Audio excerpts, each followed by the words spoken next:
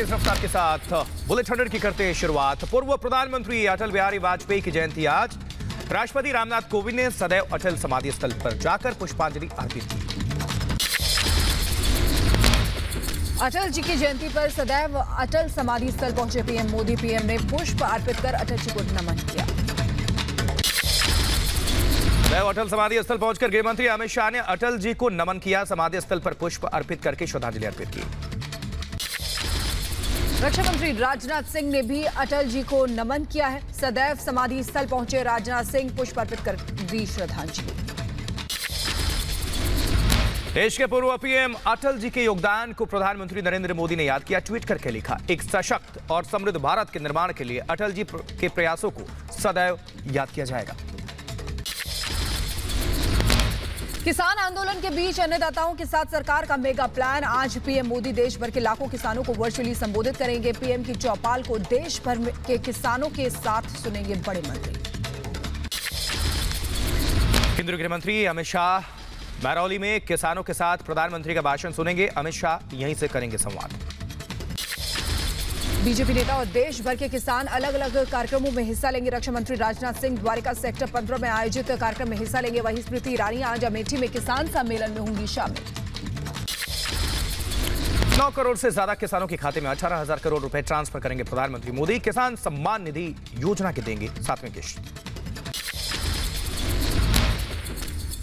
और दिल्ली में कृषि मंत्री नरेंद्र सिंह तोमर से मिले बागपत के किसान नेता। कृषि कानून के समर्थन में ज्ञापन सौंपा। कृषि मंत्री ने किसानों का आभार जताया।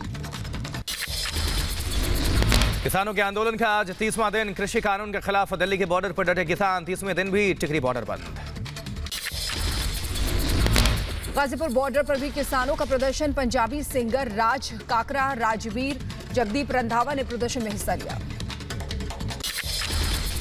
आज हरियाणा के हाईवे पर टोल फ्री करने की तैयारी में किसान। 3 दिन तक टोल फ्री करेंगे किसान। सिंगू बॉर्डर पर किसानों का प्रदर्शन जारी। अरदास सुनने के बाद आंदोलनकारियों ने खाया खाना। दिल्ली हरियाणा बॉर्डर पर किसानों का प्रदर्शन जारी। कृषि कानून को वापस लेने को लेकर आज भी किसानों का जमावड़ा। नोएडा में कृषि कानून के समर्थन में किसान ने सेना का मार्च। बड़ी संख्या में किसान हुए शामिल। कृषि कानून का किया समर्थन। यूपी के मथुरा में एक्सप्रेसवे पर किसान सेना का हंगामा। टोल प्लाजा पर टोल मांगने पर किसानों ने किया बवाल। अधिकारियों के संज्ञान में आने के बाद किसानों के काफिले को बिना टोल के जाने की इजाजत। मुख्यमंत्री योगी आदित्यनाथ की आड़तियों को चेतावनी। कहा, किसानों से धोखेबाजी की तो जेल ही होगा परमानेंट ठिकाना। पुलिस और प्रशासन को निर्देश, किसानों को 72 घंटे में धान का मूल्य उपलब्ध कराया जाए। जबकि हरियाणा के पंचकुला में मुख्यमंत्री मनोहर लाल खट्टर का कृषि आंदोलन पर विवादित बयान। सीएम ने आंदोलन को बताया तमाशा। का कानून रद्द करवाने के लिए बनाया जा रहा है दबाव। किसान आंदोलन पर बोले गोवा सीएम प्रमोद सावंत। गोवा का किसान मोदी जी के साथ है। कांग्रेस पार्टी भड़काने के लिए राष्ट्रीय आंदोलन चला रही है। हरियाणा के जिंद में किसानों ने किया डिप्टी सीएम दुष्यंत चौटाला का विरोध। हेलीपैड को किया क्षतिग्रस्त। किसानों के विरोध को देखते हुए दुष्यंत चौटाला का दौरा रद्द। ममता बनर्जी के गढ़ से शुभेंदु अधिकारी की हुंकार। मुर्शिदाबाद से पदयात्रा की शुरुआत। बड़ी संख्या में बीजेपी कार्यकर्ता हुए शामिल। रिपब्लिक भारत से एक्सक्लूसिव बातचीत में बोले शुभेंदु अधिकारी। कहा, टीएमसी की जमीन खिसकी। अब की बार 200 से ज्यादा सीटें जीतेगी भारतीय जनता पार्टी। कटनी और सिंडिकेट के खिलाफ वोट डालेगी जनता। बीजेपी अध्यक्ष जेपी नड्डा का ममता बनर्जी पर निशाना। कहा, ममता जिस अहंकार और झूठ के रास्ते पर है वो रविंद्रनाथ टैगोर, विवेकानंद, सुभाष चंद्र बोस, श्यामा प्रसाद मुखर्जी और बंगाल की संस्कृति नहीं है। विश्व भारती के कार्यक्रम में शामिल नहीं होने के आरोपों को ममता ने खारिज किया। कहा, कार्यक्रम का कोई न्योता नहीं मिला, ना कोई फोन आया, ना कोई चिट्ठी मिली। पश्चिम बंगाल गवर्नर का ममता पर निशाना। कहा, यूनिवर्सिटी को राजनीति में न घसीटे। निमंत्रण के बावजूद विश्व भारती के कार्यक्रम में शामिल नहीं हुई थी ममता। पश्चिम बंगाल की पुलिस पर बीजेपी का आरोप। महिलाओं की पिटाई करने का गंभीर आरोप। बीजेपी सांसद ने जारी किया वीडियो। पिटाई में घायल बीजेपी महिला कार्यकर्ता। पश्चिम बंगाल विधानसभा चुनाव में लेफ्ट पार्टियों के साथ चुनाव लड़ेंगी कांग्रेस। अधीर रंजन चौधरी ने ट्वीट कर इस बात की जानकारी दी। पश्चिम बंगाल के नॉर्थ 24 परगना में बीजेपी सांसद अर्जुन सिंह के नेतृत्व में महिला मोर्चा का प्रदर्शन। कानून व्यवस्था पर ममता सरकार को घेरा, महिला कार्यकर्ताओं पर लाठीचार्ज का विरोध। गृह मंत्री अमित शाह 26 दिसंबर से 2 दिन के पूर्वोत्तर के दौरे पर रहेंगे। 26 दिसंबर को गुवाहाटी और 27 दिसंबर को इम्फाल में कई विकास परियोजनाओं की रखेंगे आधारशिला। श्रीनगर में डीडीसी चुनाव परिणामों पर गुपकार सदस्यों की हुई बैठक। फारूक अब्दुल्ला ने कहा, गुपकार गठबंधन पहले की तुलना में आज ज्यादा मजबूत हुआ। यूपी में मिशन 2022 के लिए एक्शन में प्रियंका गांधी पदाधिकारियों को 20 दिन प्रवास पर रहने के निर्देश। हर पदाधिकारी को एक जिले की जिम्मेदारी सौंपी गई। मध्य प्रदेश की राजनीति में ओवैसी की एंट्री। नगरीय निकाय चुनाव में अपने उम्मीदवार उतारेगी एआईएमआईएम। प्रदेश के मुस्लिम बहुल इलाकों में सर्वे करा रही है ओवैसी की पार्टी। किसानों को लेकर कांग्रेस की झूठी सियासत। बेनकाब राष्ट्रपति को सौंपे ज्ञापन में किसानों का पता और फोन नंबर नहीं, 2 करोड़ किसानों के हस्ताक्षर का किया गया है दावा। फिर कांग्रेस का झूठ बेनकाब। रिपब्लिक भारत के रिपोर्टर से छीना ज्ञापन। कांग्रेस का 2 करोड़ वाला झूठ सामने आया। भारत और चीन के बीच जल्द हो सकती है अगले दौर की बातचीत। दोनों देश सहमत कि अगले दौर की सैन्य वार्ता जल्द होनी चाहिए। भारत के विदेश मंत्रालय ने दी जानकारी। चीन से मुकाबले के लिए तैयार भारत। भूटान से लगी सीमा पर 22 अग्रिम चौकियां बनी। एसएसबी के जवान हुए तैनात। दिल्ली में सीआईएसएफ ने डीएमआरसी यूनिट के डॉगी दस्ते को विदाई दी। 8 कैनाइन सदस्य अधिकारी के तौर पर 10 सालों की सेवा देने के बाद रिटायर हुए। सीमा पर पाकिस्तान की कायराना हरकत जारी है। कृष्णा घाटी सेक्टर में सीज फायर का उल्लंघन। भारतीय सेना ने दिया मुंहतोड़ जवाब। जम्मू कश्मीर में आतंकियों की बौखलाहट। बारामूला में सुरक्षा बलों पर ग्रेनेड से हमला। ग्रेनेड धमाके में कोई हताहत नहीं। डीजी एनसीसी डिजिटल फोरम की शुरुआत हुई। रक्षा सचिव डॉक्टर अजय कुमार ने लॉन्च किया पोर्टल। ये डिजिटल फोरम देश भर के राष्ट्रीय कैडेट कोर के लिए एनसीसी से जुड़ी विभिन्न गतिविधियों की जानकारी साझा करेगा। राष्ट्रपति रामनाथ कोविंद आज से दीव के दौरे पर जाएंगे। कई परियोजनाओं का करेंगे उद्घाटन। 28 दिसंबर तक होगा दौरा। ईडी ने पीएफआई के मनी लॉन्ड्रिंग की जांच का ब्यौरा अदालत में पेश किया। पीएफआई को बैंक खातों में 100 करोड़ रुपए से अधिक मिले हैं और सीएए विरोधी प्रदर्शनों और दिल्ली दंगों में शामिल था पीएफआई। दिल्ली दंगे से केस में वकील महमूद प्राचा के ऑफिस पर रेड। कोर्ट की तरफ से जारी वारंट के बाद वकील प्राचा के दफ्तर में दिल्ली पुलिस ने की छापेमारी। मुंबई में नारकोटिक्स विभाग की ताबड़तोड़ कार्रवाई। 275 ग्राम एमडी के साथ एक शख्स गिरफ्तार। तार खंगालने में जुटी एनसीबी। मुंबई में मुख्यमंत्री उद्धव ठाकरे ने एक किताब की लॉन्चिंग में शामिल हुए। कोरोना योद्धाओं को सम्मानित किया।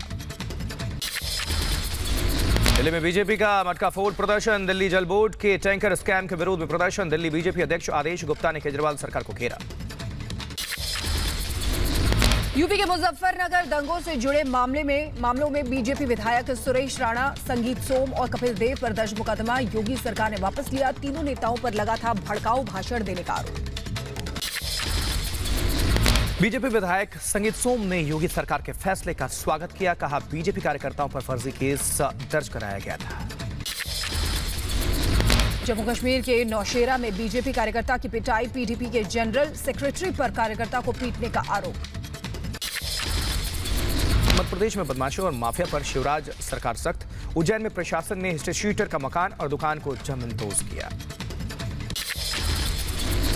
बिहार के गया एयरपोर्ट से नई दिल्ली के अलावा अब मुंबई के लिए भी इंडिगो की फ्लाइट शुरू हुई है। शुरू हुई मुंबई और गया के बीच नॉनस्टॉप हवाई सेवा। दिल्ली में दौड़ेगी बिना ड्राइवर वाली देश की पहली मेट्रो। 28 दिसंबर को प्रधानमंत्री नरेंद्र मोदी दिखाएंगे हरी झंडी। 37 किलोमीटर लंबे मैजेंटा लाइन पर होगी इसकी शुरुआत। यूपी के बरेली में शादी के बाद नव दंपति ने लगाई सुरक्षा की गुहार। मुस्लिम लड़की और हिंदू लड़के ने मंदिर में की शादी। एसएसपी ने मांगी मदद। वहीं उत्तर प्रदेश के अंबेडकर नगर में पुलिस और बदमाशों के बीच एनकाउंटर। 50,000 के इनामी वो जख्मी है। एक बदमाश भागने में कामयाब रहा। मुंबई के तुलिंज पुलिस स्टेशन में हेड कांस्टेबल ने गोली मारकर दी जान। आत्महत्या की वजह साफ नहीं है, जांच में जुटी पुलिस। कोझिकोड एयरपोर्ट पर चेकिंग के दौरान लाखों का सोना बरामद। अलग अलग जांच में करीब 2 किलो सोना किया गया जब्त। पुलिस ने की पूछताछ। चेन्नई में कस्टम विभाग की बड़ी कार्रवाई। दुबई से लौट रहे शख्स के पास से 50 लाख रुपए का सोना बरामद हुआ है। शख्स से पूछताछ। पुणे में पुलिस ने गाड़ी चोरी करने वाले गिरोह का पर्दाफाश किया है। 36 चोरी की गाड़ियां बरामद हुई हैं और गैंग में कॉलेज के कई छात्र शामिल। हैदराबाद के एक एटीएम में चोरी की कोशिश नाकाम हुई है। अचानक पुलिस के पहुंचने से डरकर भागा आरोपी। एटीएम में कर रहा था तोड़फोड़। उत्तर प्रदेश के मुरादाबाद में कोहरे का कोहराम। दिल्ली लखनऊ हाईवे पर गाड़ियों की टक्कर में 2 लोगों की मौत, 8 लोग गंभीर तौर पर जख्मी। एमपी के जबलपुर में यात्रियों से भरी बस दुर्घटनाग्रस्त हुई है। हादसे में 4 लोगों की मौत हो गई। 25 यात्री गंभीर रूप से घायल बताए जा रहे हैं। मुंबई के गोरेगांव में शादी पंडाल में आग लगने से अफरा तफरी। दमकल की 5 गाड़ियों ने कड़ी मशक्कत के बाद आग पर काबू पाया।